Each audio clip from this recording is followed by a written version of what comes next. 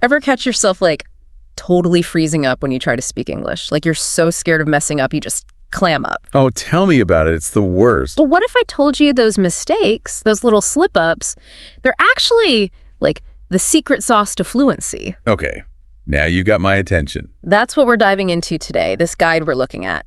Total game changer. It basically said making mistakes, it's proof you're actually trying. Right. Like, you don't just walk into the gym and deadlift 300 pounds on the first try. You got to, like, work those muscles, make them sore. Exactly. And just like those sore muscles mean you're getting stronger, each language mistake, it's like feedback. It's how you level up. Instead of, oops, I messed up, it's more like, okay, interesting. What can I learn from that? So it's not just about feeling better about mistakes. There's actual science behind this, right?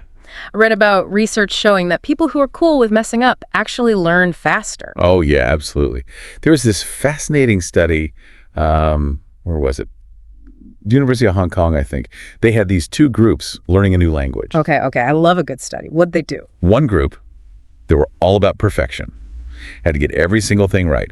The other group, they were told to embrace the mistakes, use them as stepping stones. Which group did better? The mistake makers, hands down. Turns out, all that trying, messing up, and adjusting, it's like a fast track to fluency. Makes you think, doesn't it? Like, what if we've had it backward this whole time? Instead of avoiding mistakes, we should be, like, running towards them. Well, the guide makes a pretty compelling case for it. It talks about how when we're laser focused on not messing up, that fear actually blocks us from getting fluent. Really? How so? Imagine this. You're so worried about saying the wrong thing that you overthink every single word, right? Hesitating, stumbling over your words. It's like you're trying to drive with the parking brake on. You're not going to get very far like that, are you? Not smoothly, that's for sure. Plus, think about how mentally exhausting that is. All that pressure, it's bound to make you feel discouraged, right? Totally. It's like the more you focus on not messing up, the more likely you are to actually mess up. It's a vicious cycle. Yeah. But here's the cool part. When you give yourself permission to make mistakes. If you're enjoying this podcast, don't forget to like the video. Share it with friends who might find it helpful. Make sure to subscribe and hit the bell icon so you don't miss our next video. Let us know in the comments what topic you'd like to hear. To not be perfect, something kind of magical happens. Oh, do tell. You free yourself up to be more present. More focused on what you want to say, not just on the mechanics of grammar and stuff. So it's more like, am I getting my message across? Not just, am I speaking perfectly? Exactly. The guide actually used this really cool analogy. They compared it to being a jazz musician. Okay, I'm intrigued. So a jazz musician, right? They've got the skills, they know the theory, the notes, all that.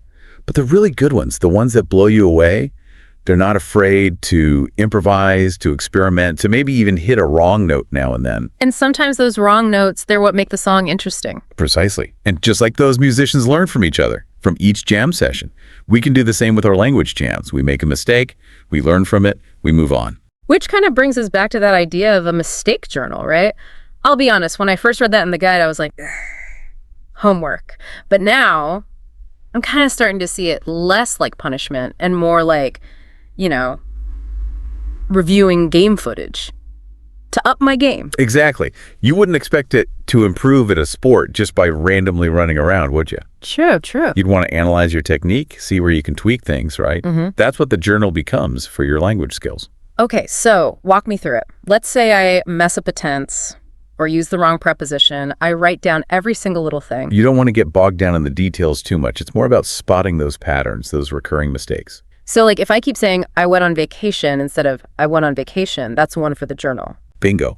Write in that whole sentence exactly how you said it wrong, and then right next to it the correct way. You start to see those patterns emerge, and then you can focus your energy on those specific areas. You know, this is making me rethink how I approach learning new things in general.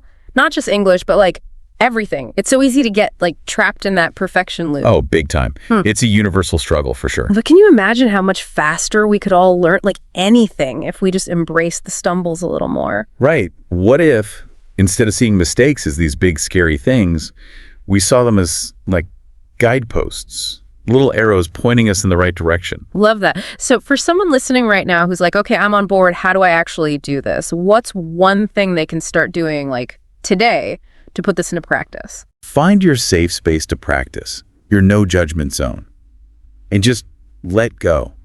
Let go of the pressure to be perfect. So you're not saying, like, try out your new English skills by giving a big presentation in front of your boss, right? Maybe not the best idea. Yeah. At least not at first. Okay, good to know. Think about where you feel most comfortable, most yourself.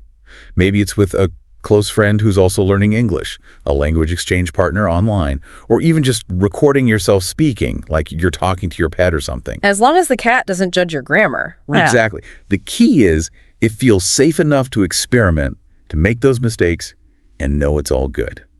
So even if you totally fumble, those are your people, right? The ones who are going to be like, you got this. 100%. And you know what? The more you do that, the more that ease, that confidence, it starts to spread. Yeah. Like building up that mistake muscle. Love it. You're getting it. Well, I've got a great teacher. So as we wrap up this deep dive into the awesome power of mistakes, what's one last thought-provoking nugget you can leave our listeners with? Ooh. Okay, how about this? What if instead of fluency being the ultimate goal, which can feel kind of intimidating, right? Like this big, far-off thing. Yeah, it can feel kind of overwhelming sometimes. What if we aim for flawsome communication instead? Flawsome! Okay, I like the sound of that already. Tell me more. It's about owning our imperfections, celebrating those quirks that make the way we communicate uniquely us. Because at the end of the day, language is all about connecting with other people, right? And we're all a little messy and imperfect, thankfully. Exactly. And often it's those little stumbles, those unexpected turns of phrase that make a conversation truly memorable, you know? So true. Like some of my favorite conversations have been the ones where things went a little off script. Right. There's beauty in the unexpected. I love it. So there you have it. Embrace those mistakes, celebrate those wins no matter how small, and remember, fluency, it's not about perfection, it's about connection. Until next time.